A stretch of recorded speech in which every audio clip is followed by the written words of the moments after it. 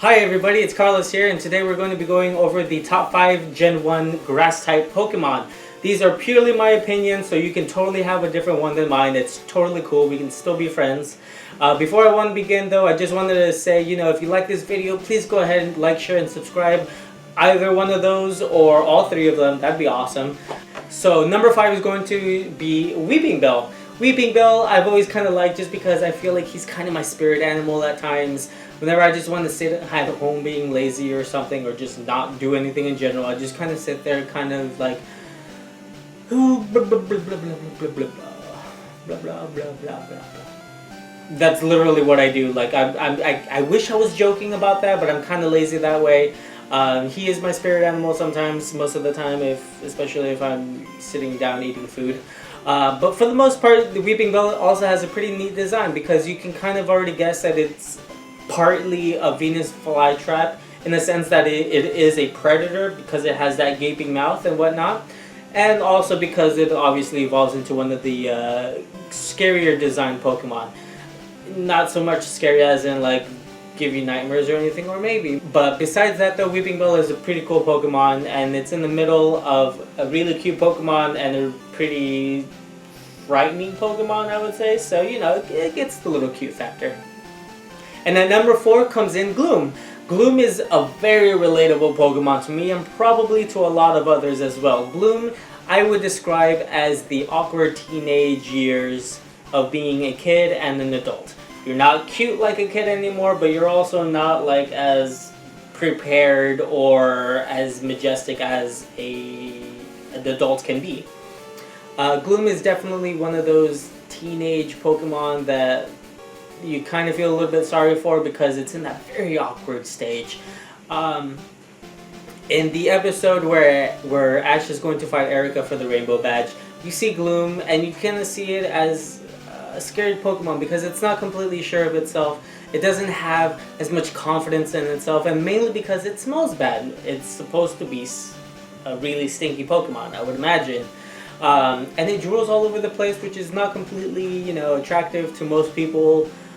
Or maybe it is. I don't know. I'm not judging you or me if I like drool. I don't like drool, but I'm just saying. Anyways, though, Gloom is one of those Pokemon that I really think is really cute because it's so misunderstood at times, and it just wants to be loved. All of its stinkiness and drooliness, it just wants to be loved. Coming in at number 3 is Execute. Execute is one of those Pokemon that I always feel kind of bad for because whenever I see the picture, and especially when I was a kid, when I first saw it as a kid, I wanted to cry because I thought one of its little brothers had died. It always shows the 5 little eggs with each other, and then one egg in the back with little shell cracked, and you can see the little yellow yolk in it, and it made me sad because I always wondered if it was dead, or maybe if it was a derpy brother of the Execute. I don't know, but it always made me sad, and I always constantly think about it, and they never give you a reason why that's like that. I don't know if it's alive or not. I hope it is, but if not, then you have my sympathies, and I'm really sorry, Execute, and I love you either way. Coming in at number 2 is Bulbasaur.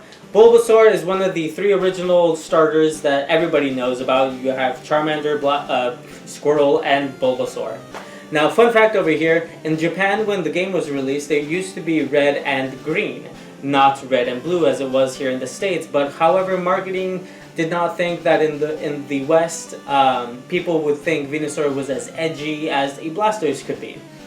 So they changed it for the Western release, and therefore that's why we have red and blue. However, when the game was remade, they finally included a green version in Leaf Green with Fire Red. It was a pretty cool addition, and I'm glad Venusaur got its spotlight in there. Bulbasaur is one of those very caring Pokemon. I've always loved Bulbasaur, and honestly, if I had one, I'd probably stop it at Ivysaur, because Ivysaur is kind of badass. But Bulbasaur is definitely one of those caring Pokemon that I love deeply because of the anime. It's always one of those Pokemon that's always looking out for you, and I'm pretty sure that's exactly what it would do in real life too, because it just seems like it would be a caring Pokemon.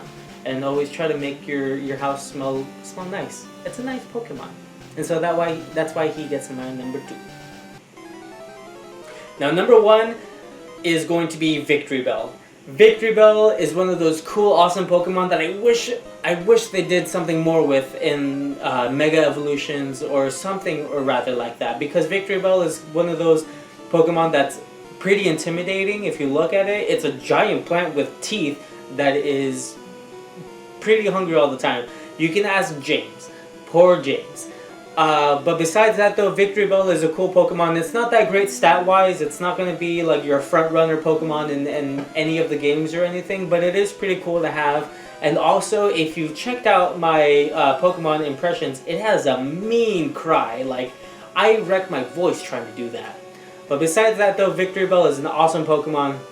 And I hope that they do something with him in the future, because Victreebel needs some love in there. He came from a little baby Belle Sprout, little cute little thing, to a derpy Weeping Bell, and to an awesome Victreebel. It's in the name, victory. It wants it. It needs it. So that's why Victreebel is my #1 Pokemon here on this list.